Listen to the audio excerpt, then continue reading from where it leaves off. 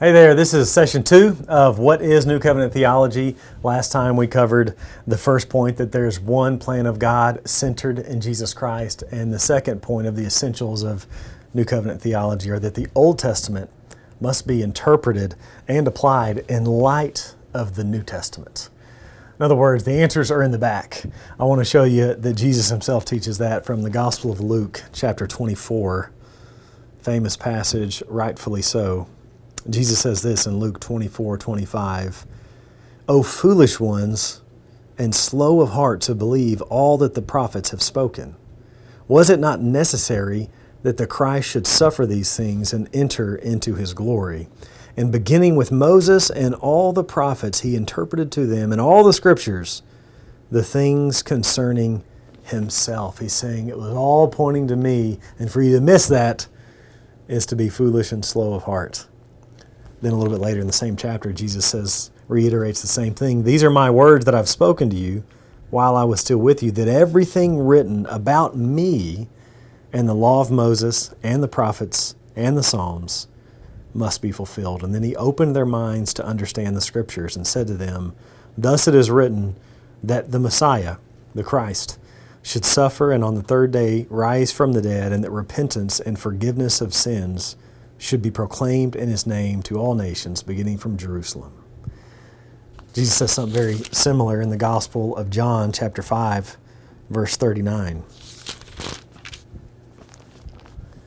He says, "You search the scriptures because you think that in them you have eternal life. It is they that bear witness about me." A little bit later he says, "If you believed Moses, you would believe me, for he wrote of me." Man, what staggering claims by the Lord of the world. Moses was writing about me. Not only Moses, not the law, the prophets, the Psalms, it's all heading this way. And so when we think about the Bible, we got to remember God didn't just drop this book right out of the sky. God revealed himself over time. We call it progressive revelation. He revealed himself over time at various times in various ways, as the author of Hebrews says. In fact, let me read that passage for us as well.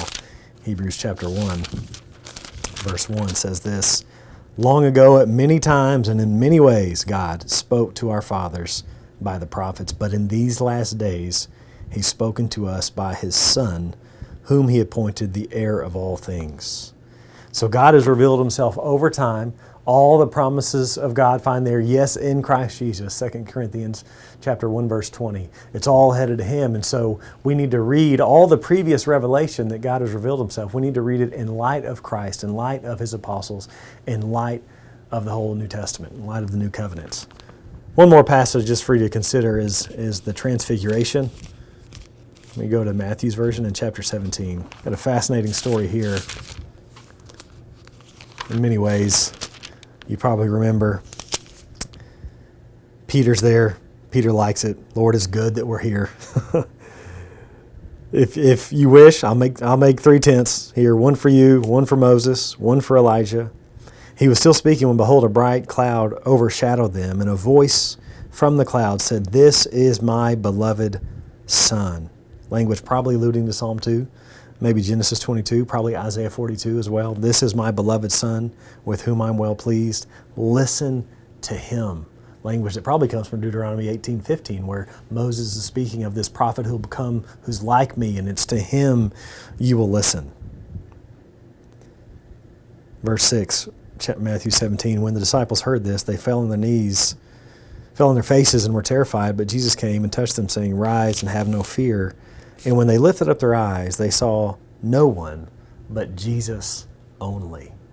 So you have Moses representing the law, you have Elijah representing the prophets, and at the end of the day, they're pointing to him, and it's all about him, and they pointed to him, and we're to listen to him, and as they come back to their senses, it's Jesus and Jesus only. So the second point is that we are to interpret and apply the Old Testament in light of the New Testament. And this is actually a fascinating exercise. I want to recommend another book that I've written called The Abrahamic Promises in Galatians, and it does that with kind of a narrow focus. So just a few verses in the Old Testament, mostly Genesis 12, and then just one New Testament book, just to see how the Holy Spirit through the Apostle Paul applies the Abrahamic promises in the book of Galatians. So interested in more, you can check that one out. Number 2, Old Testament is interpreted and applied in light of the New Covenant.